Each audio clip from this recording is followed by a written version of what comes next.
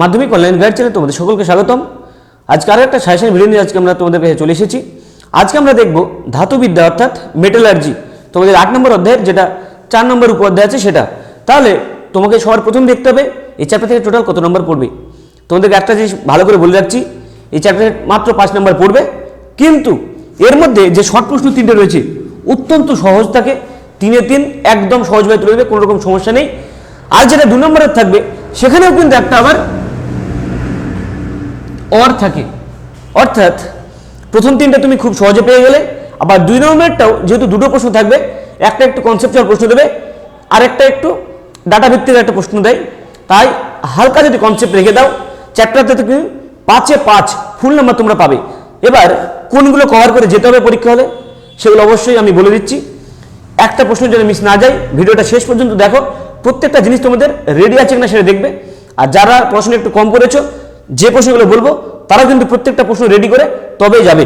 তাহলে ধাতুবিদ্যাতে আমাদের কি কি করতে হবে, প্রথমত তোমাদের বলি, এই যে দুটো আসবে 1 নম্বরের ছকে পড়ে, একটা ছক পড়ে, ছক মেলাতে হয়, 4টে টোটাল থাকে ছকে, 2টো থাকে পর্যায় সারণী থেকে আর 2টো থাকে মেটালার্জি বা ধাতুবিদ্যা থেকে। 4-এ 4 প্রত্যেকটা ছেলের পাওয়া একদম জরুরি। যত ছাত্রছাত্রীরা রয়েছে তোমরা সকলকে কিন্তু এখানে 4-এ 4 পেতেই হবে। তাহলে আমরা কি কি দেখবো এখানে, প্রথমত কি সংকর ধাতুকে আমরা সেটা জানতে হবে। আমরা কি, তাহলে আমরা সংকর ধাতু সম্বন্ধে জানি যে দুটো ধাতু রয়েছে, তাদের মিশ্রণের ফলে যদি নতুন কোনো ধাতু তৈরি হচ্ছে, যে ধাতব পদার্থ, সেটাকে আমরা সংকর ধাতু বলছি। এবার কোন কোন সংকর ধাতুগুলো তোমাদেরকে দেখে যেতে হবে। পৃথিবীতে অনেক সংকর ধাতু আছে, তার মধ্যে হয়তো 5টা বলবো, সেই 5টা কি কি দিয়ে তৈরি তোমরা অবশ্যই দেখবে। আর একটা জিনিস যেটা দেখবে, কোনটা বেশি পরিমাণে আছে কোনটা কম আছে। মানে কাঁসাতে কি কি আছে, কাঁসাতে আছে কপার আর টিন, কপার কিন্তু বেশি রয়েছে, টিন কম আছে পার্সেন্টেজ হিসাবে। তাই প্রত্যেককে বলছি যে 5টা জিনিস বলবো, তার মধ্যে কোনটা বেশি আছে কোনটা কম আছে, কোনটাতে কি কি আছে অবশ্যই তোমরা ভালো করে দেখে যাবে। ওটা দেখে গেলে তোমরা এখানে তো একটা পাবেই, 2ও পেতে পারো। তাহলে দেখো কি কি করবো আমরা এখানে। তাহলে কোন কোন সংকর ধাতুগুলো দেখতে হবে তোমাদেরকে, পিতল দেখতে হবে, কাঁসা দেখতে হবে, ইনভার দেখতে হবে, আর জার্মান সিলভার। জার্মান সিলভারে কিন্তু সিলভার থাকে না। তাহলে এই 4টে জিনিস দেখলে, পিতল, কাঁসা, ইনভার আর জার্মান সিলভার। আর একটা জিনিস আছে সেটাও বলছি, সেটা হলো অ্যামালগাম। অ্যামালগাম কাকে বলবো, কোন একটা সংকর ধাতুর মধ্যে যদি পারদ থাকে, এর সঙ্গে যা কিছু থাকতে পারে সেটাকে বলবো অ্যামালগাম। এর মধ্যে যেটা গুরুত্বপূর্ণ, যদি আর্জেন্টাম অর্থাৎ রূপা থাকে, সে রূপা আর পারদ দিয়ে যে অ্যামালগামটা তৈরি হবে, সেই অ্যামালগামটা কিন্তু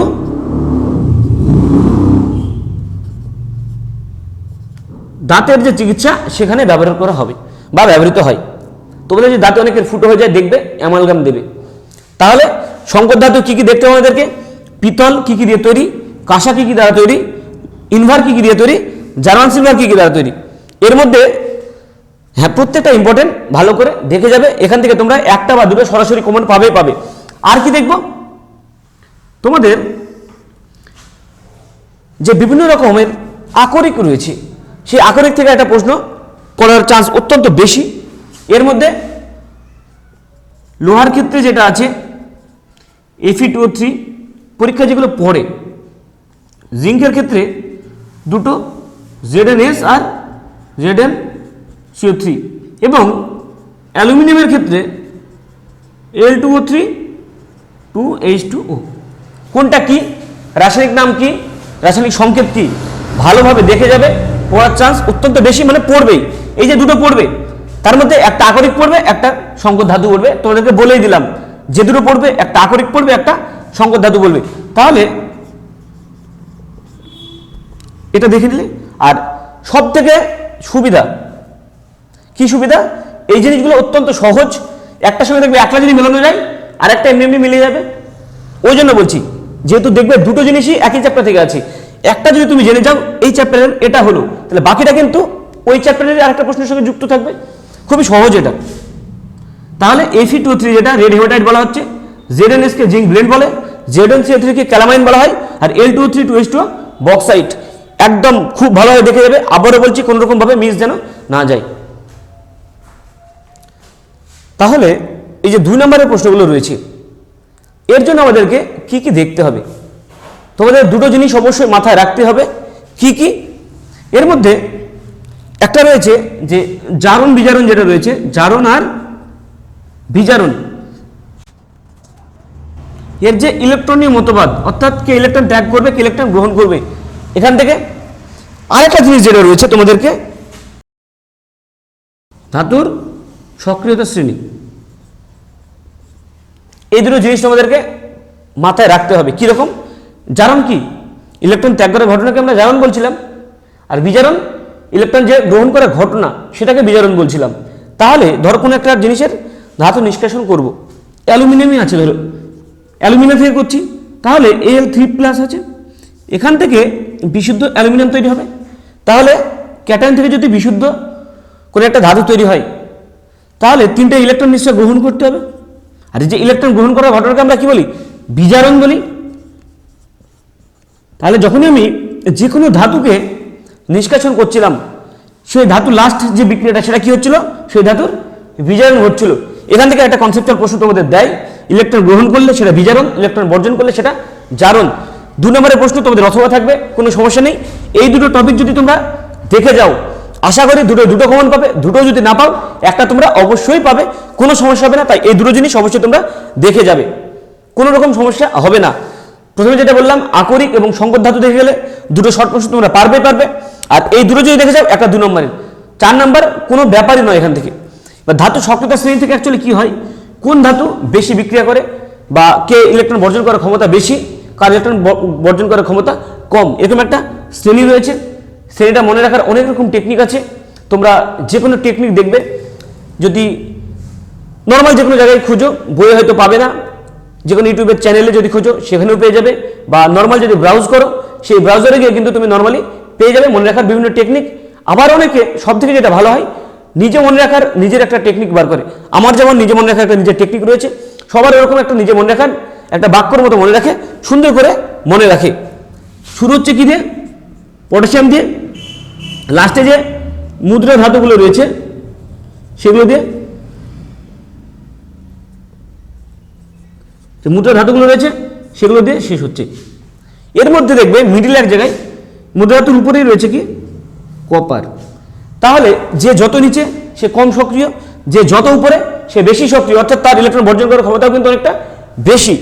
কপারের উপরে দুটো জিনিস তুমি পাবে, লোহা পাবে, আবার জিঙ্কও পাবে। জিঙ্কটা উপরে আছে, জিঙ্কের পরে লোহা আছে, এরপর আরো কিছু আছে, তারপরে কপার আছে। তাহলে যদি কপারের একটা ধরো যৌগ আছে CuSO4, এই CuSO4 এর সঙ্গে যদি আমি জিঙ্ক যুক্ত করি বা লোহা যুক্ত করি, দুটোই কিন্তু SO4 কে মানে কপারটাকে প্রতিস্থাপন করে দেবে, দিয়ে এখানে করলে ZnSO4 তৈরি হবে, আর এখানে FeSO4 তৈরি হবে। এটা খুব গুরুত্বপূর্ণ তোমাদের জন্য। তাহলে এই জিনিসটা কখন বুঝতে পারবে তুমি? যখন তুমি সক্রিয় মানে যে ধাতুর সক্রিয়তার শ্রেণী আছে সেই সক্রিয়তার শ্রেণী জানলে তবে বুঝতে পারবে। MCQ কিন্তু সরাসরি প্রশ্ন দিয়ে দিতে পারে, 3টে বা 4টে ধাতু দিল, কার সক্রিয়তা সব থেকে বেশি কার কম, যে শ্রেণীটা জানবে সে সরাসরি লিখে দেবে, যে জানবে না তার কিন্তু অত্যন্ত অসুবিধা হবে। তাহলে এই দুটো জিনিস জারণ বিজারণের যে সমস্যা, মানে কোনটাকে জারণ বলবো কোনটা বিজারণ বলবো কোনটা কি হবে সেটা দেখতে হবে, আর ধাতুর সক্রিয়তা শ্রেণীটাকে অবশ্যই তোমাদের দেখতে হবে। এরপরে একটা জিনিস রয়েছে যে থার্মিট পদ্ধতি। তাহলে যে থার্মিট পদ্ধতি রয়েছে, এই থার্মিট মিশ্রণটা কি? পরীক্ষায় পড়ার চান্স খুব বেশি। থার্মিট মিশ্রণটা কি? পরীক্ষায় পড়ে 2 নম্বরের ক্ষেত্রে 1+1 আকারে যখন পড়ে এটা পড়ে। এবং এই পদ্ধতিতে অ্যালুমিনিয়াম এবং লোহার যে আমি নিষ্কাশন করছিলাম সেটা কীভাবে করছিলাম, বিক্রিয়া সহ অনেকবার পরীক্ষায় এসেছে। এবার যে আসবে না সেটাকে বলতে পারবে না, আসার সম্ভাবনা একটা রয়েছে। কিন্তু যেটা সব থেকে বেশি গুরুত্বপূর্ণ সেটা হচ্ছে কার্বন বিজারণ পদ্ধতি। কি পদ্ধতি? কার্বন বিজারণ পদ্ধতি। তাহলে এই সক্রিয়তা শ্রেণীর মধ্যে কার্বন একটা জায়গায় অবস্থান করেছে। এবার কার্বন দ্বারা কোনো কিছুকে আমরা কোনো একটা বিজারণ ঘটাবো, তাহলে কি হবে? যদি অ্যালুমিনিয়াম বলি, তাহলে এখানে কার্বনকে ইলেকট্রন ত্যাগ করে, মানে ইলেকট্রনটা ত্যাগ করতে হবে, আর কার্বন ইলেকট্রন ত্যাগ করবে আর অ্যালুমিনিয়াম ইলেকট্রন গ্রহণ করবে। এটা তো আমরা মানতে পারবো না, অ্যালুমিনিয়াম অনেকটা উপরে আছে কার্বনের। তাহলে এই সক্রিয়তা শ্রেণীতে যারা কার্বনের নিচে আছে সেই সমস্ত যে ধাতুগুলো রয়েছে তাদের কিন্তু নিষ্কাশনে আমরা এই কার্বন বিজারণ পদ্ধতিটা ব্যবহার করি। এখানে কি কি আছে তোমরা মনে রাখবে, জ্লাটন ZL, জিঙ্ক, লেড, লোহা, তিনটে মনে রাখবে।